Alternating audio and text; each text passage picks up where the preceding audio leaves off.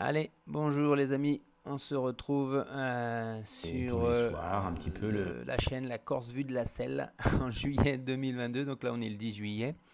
Je voulais déjà commencer par remercier tous ceux et toutes celles, vous êtes nombreux à m'avoir soutenu suite à la première vidéo, donc Christelle, Tristan, les Tchèpes, Dom, Christophe et Virginie, la famille Lebrun, Hervé, Aurélien et Steph, les kinés, Nico, Dilly, Corentin, collègue, Alex, Guillaume, les tennisman, Elisabeth, la retraitée, Laetitia et Maxime, les deux papas, et bien sûr aussi papa, maman, Alexis, Samuel, Roman, Gianni et Amélie. Attendez bien à la fin de la vidéo, vous verrez un petit peu le cocon dans lequel on se ressource après cette longue première étape. les vidéos, les rushs de. Un petit soleil couchant quasi en live au large de Toulon. Là, il devrait tomber quasiment d'une minute à l'autre. Là. Ah, attention, encore quelques secondes et c'est fini. Voilà, cette fois-ci c'est le soleil levant sur la côte est. Alors là, bien sûr, ce sont ces petites îles à l'est de la Corse. Et tout au fond, dans le lointain, on a la côte italienne avec Florence à 200 km à vol d'oiseau, on va dire. Et là, on arrive sur la Corse et le Cap Corse. Bye bye. On a quitté le ferry, on a quitté Bastia et on s'élève par le défilé de l'Ancône. Superbe route en lacet, assez agréable.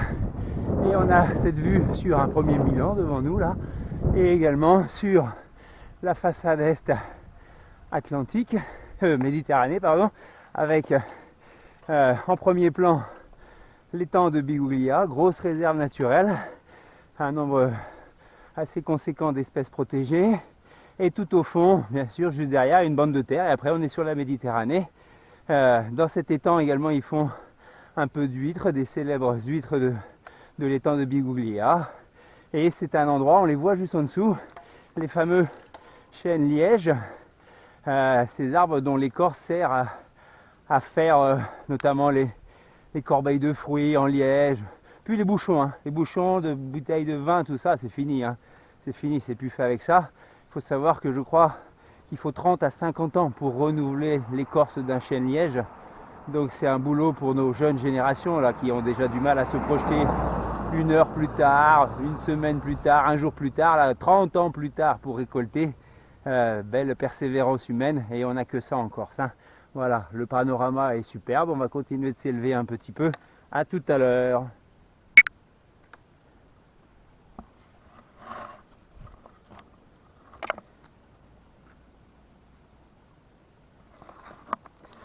Et putain, c'est pas vrai.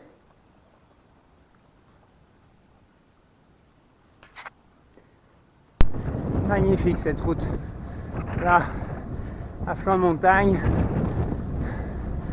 on corniche un peu, pas regarder trop bas, route très étroite, pente assez régulière, route en état très moyen, c'est magnifique.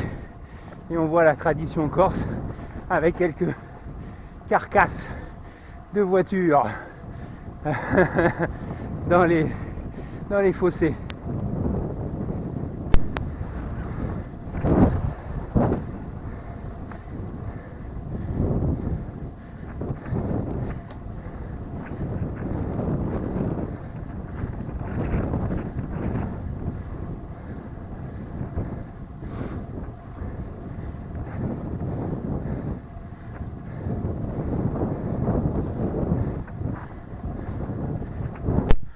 Alors voilà, on arrive à Murato, plus gros village dans le Nebbio, je crois. 500 habitants, hein, c'est pour tout vous dire, hein, que la Corse reste un monde très très rural. Et donc on a cette fameuse église romane polychrome avec des teintes blancs, gris, verts, extraordinaire, unique un peu, hein, dans le paysage. Et on voit même que les tombes de cimetière sont faites en lauze. Voilà, allez on continue.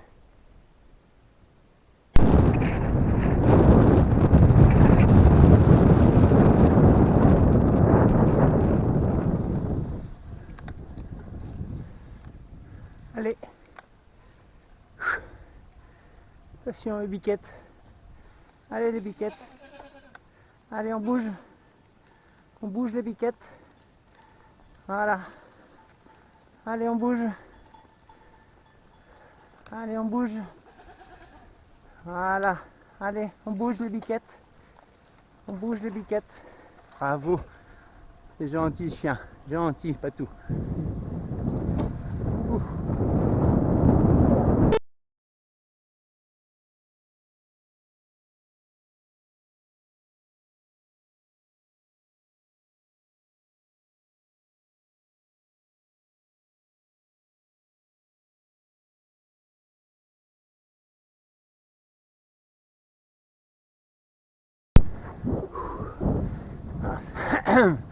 Dans cette dernière partie de l'étape là, on est vraiment très souvent à l'ombre dans la forêt et c'est super agréable parce que pas la sensation de chaleur. Pourtant j'avance pas vite, hein. Je suis à 12 à l'heure là, mais je suis pas trop chaud. Je commence à avoir un peu mal aux jambes. Allez, à tout à l'heure.